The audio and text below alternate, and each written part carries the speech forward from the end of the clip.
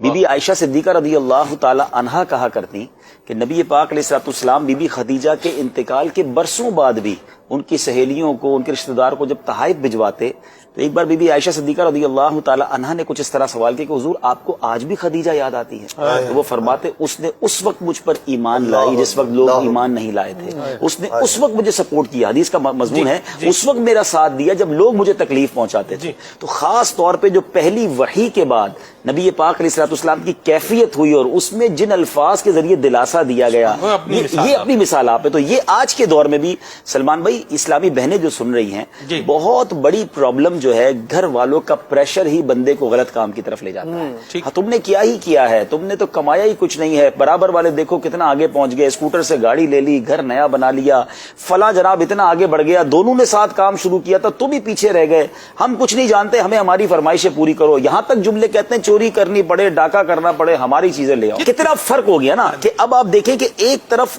عورت چاہے، خواتین چاہیں تو اپنے گھر میں صبر اور امن لا سکتی ہیں، دوسری طرف اتنا طنز، اتنا ٹونٹ، اتنی تکلیف کہ مرد پھر حرام کی طرف، یا تو حرام کام کی طرف جاتا ہے یا پھر خودکشی کی طرف جاتا ہے۔ اور یہ گھر والوں کی طرف سے برباد ہونے والی بات جو نبی پاک نے 1400 سال پہلے حدیث میں کہی تھی نا کہ ایک وقت آئے گا قرب قیامت سے پہلے کہ بندہ اپنے گھر والوں کے ہاتھوں ہلاک ہوگا۔ تو یہ وہی مثال، صحابہ نے پوچھا تھا حضور، حدیث طویل حدیث ہے، اس کا مضمون ہے کہ رشتہ دار کے ہاتھ، والدین کے ہاتھ یا گھر والوں کے ہاتھ ہلاک ہوگا، تو صحابہ نے پوچھا حضور گھر والوں کے ہاتھ کیسے ہلاک ہوگا؟ تو فرمایا وہ اس کی تنگ دستی پر اسے آر دلائیں گے، شرم دلائیں گے، اور آج ہو رہا ہے یہ۔ آپ دیکھیں بہت سارا معاملہ اسی وجہ سے کہ گھر والوں کے تانے ہی برداشت نہیں ہوتے، ان کی ڈیمانڈ ہی ختم نہیں ہوتی ہے۔ بی بی خدیجہ الکبریٰ رضی اللہ تعالی عنہا کی سیرت، حالانکہ آپ ایک مالدار گھرانے سے آئی تھی، آپ ایک سکھی اور جس کو آپ ایک بڑا ویل سیٹ گھرانے سے آئی، اور ایک طرف نبی پاک کے سامنے لوگ کھڑے ہو گئے تھے، ایک زبردست دشمنی اور ظلم کی فضا تھی، مگر کیا سپورٹنگ رول تھا، کیا پیار تھا، کیا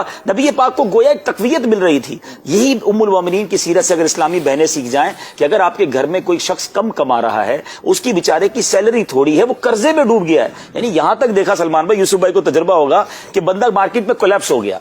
اس کے پیسے ڈوب گئے، اب وہ روتا ہوا گھر پہنچا نا، تو گھر والوں کا کیا کام ہونا چاہیے؟ فکر نہیں کرے، ہم تمہارے ساتھ ہی سونا بیچ دو ہمارا، تم نے تو کرنا یہی تھا، برباد کر دیا تم نے۔ اب بندہ خودکشی کی طرف جاتے ہیں، گھر والے گھر چھوڑ کے چلے جاتے ہیں، یعنی ایسا بھی ہوا کہ رشتے ختم کر لیے کہ تو کنگال ہو گیا، اب یہ کنگال کے ساتھ ہماری بیٹی کیسے رہے گی؟ ارے یہی تو وقت ہے اسے سہارا دینے کا، گاڑی کے پہیے ہیں، ایک دوسرے کو تکلیف میں ہی تو ساتھ دینا ہے، مصیبت میں ساتھ دینا ہے۔ اور اب یقین کریں میری زندگی میں بہت سارے تجربات ہیں اور میں نے بہت سارے لوگوں سے ملاقات کی ہے، تکلیف باہر ہونا اور انسان کو گھر میں سپورٹ ہو، وہ پوری دنیا سے لڑ لے گا، وہ سب کو ساری چیزوں کو نپٹ لے گا، لیکن جس کے گھر میں تکلیف ہے نا، جیسے گھر میں ٹینشن ہے، وہ دنیا میں کہیں بھی بیچارہ کسی کام کا نہیں رہتا۔ تو خدا را اپنے گھر والوں کو تکلیف نہ دیں، اگر وہ تکلیف میں انہیں سپورٹ کیجئے، انشاءاللہ وہ تکلیف سے نکل جائے گا۔ ہر تنگی کے بعد راحت ہے، ہر انشاءاللہ سختی کے بعد انشاءاللہ آسانی ہے، اللہ نے چاہ رات ختم ہی ہونی ہے، صبح آنی ہے انشاءاللہ۔